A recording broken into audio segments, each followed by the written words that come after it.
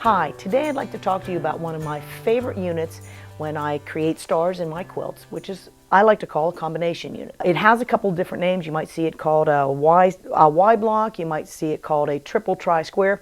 Basically, it's a unit that is constructed of 2 quarter square triangles and 1 half square triangle put together into a square. Traditionally, when you see this unit, what will happen is the instructions will tell you to cut each individual triangle and then piece your units together. And what you would do is you would start with 1 square of the fabrics that are going to become the quarter square triangles, layer them together, take your ruler, take your cutter, and actually cut these into quarter square triangles. You make 1 cut diagonally, rotate the ruler, and make another cut on the other diagonal. Now you want to be careful once you make that first cut that you don't separate your pieces so that you have that second diagonal. That will create the quarter square triangles that you'll need to make these units.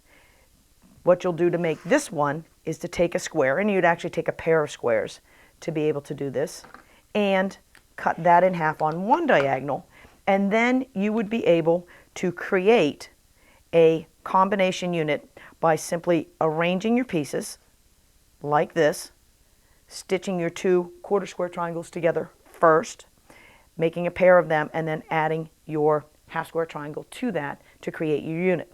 Many of the instructions that are out there are going to presume that you're going to be a perfect quilter. They're going to presume that you can cut your squares accurately, cut your triangles accurately, then stitch everything exactly perfect, and of course, in the end, have a perfect size unit. Well, having been a quilting instructor for many years, I realized that doesn't always happen.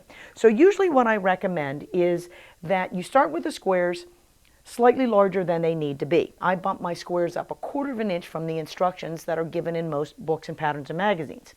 But I also change my construction technique.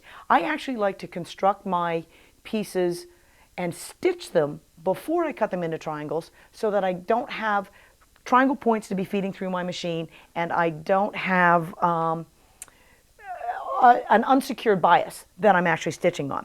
So my method for making these combination units would be to do this, to take the two of the squares, larger than they need to be, these are the squares that are going to become my quarter square triangle units. Take the 2 squares, put them right sides together, line up the edges, take a tool like this, mark a couple stitching lines on either side of the center diagonal. Take off to your sewing machine, stitch on the 2 lines that you've marked. Once the lines are stitched, cut in between the lines, and then you're going to take that and press that seam. I generally press toward the darker of the fabrics. Doesn't matter which one it is, but press toward the darker. Use care when you're pressing here. This is now an unsecured bias edge, so don't get heavy-handed at the iron because you want to keep that nice and straight. Once you've cut those in between, what you're going to do is team up those pieced squares with an unpieced square, putting those right sides together and basically centering the piece square on top of the unpieced square.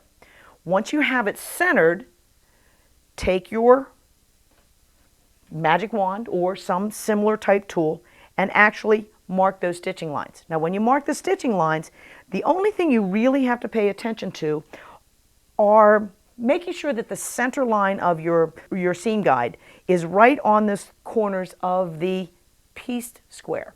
That's going to be the critical part of making sure that you have enough fabric to be able to trim this unit down at the end.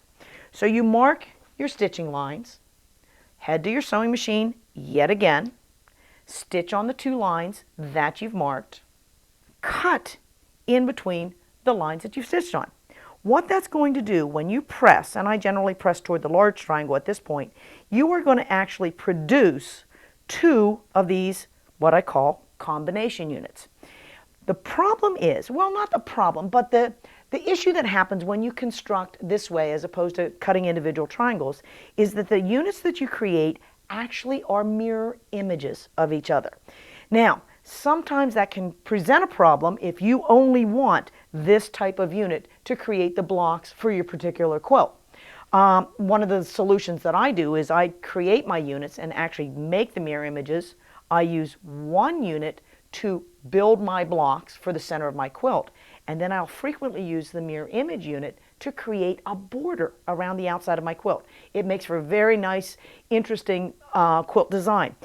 Sometimes what I'll actually do is take the units and put them together side by side, which is what you see in the stars on the quilt that's behind me. They're actually, the two mirror images are put side by side, and this creates the star points and this creates a square kind of in between the points. But what I want you to remember is that these units are still oversized. They're bigger than they need to be. And what I'm going to do with the units now is to trim them down to a very specific size. My favorite tool for that trim down is my Tucker trimmer.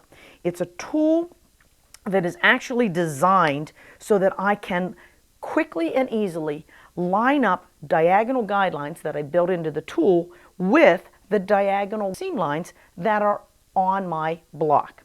So to do this, what I'm going to do is take my ruler.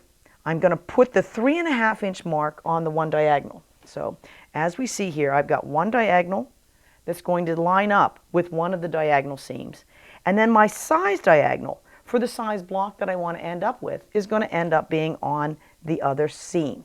So I'm going to carefully align those edges, take my cutter, clean up one of the corners. It makes the corner perfectly square. Seam goes directly into the corner. I'm going to rotate the block, take the tool, position it on the block again, this time also lining up one diagonal, lining up my size diagonal, but I'm also going to line up my cleanup lines. I've cleaned up that one corner of the block, so now I line up the cleanup line, and when I'm done with my trimming, I will know that I have a square.